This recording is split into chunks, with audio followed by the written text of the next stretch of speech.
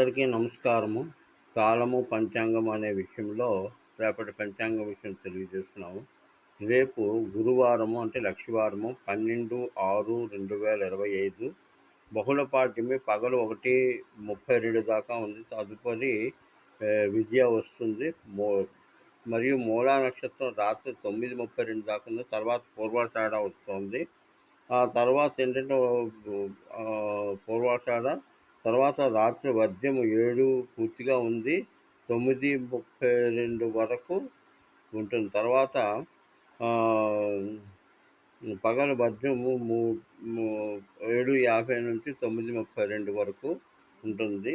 తర్వాత 3, 6, 7 కలిపి 16, 5, 6 యొక్క కాంబినేషన్ అంత మంచిది కాదు. కొన్ని విషయాల్లో జాగ్రత్తలు అవసరము.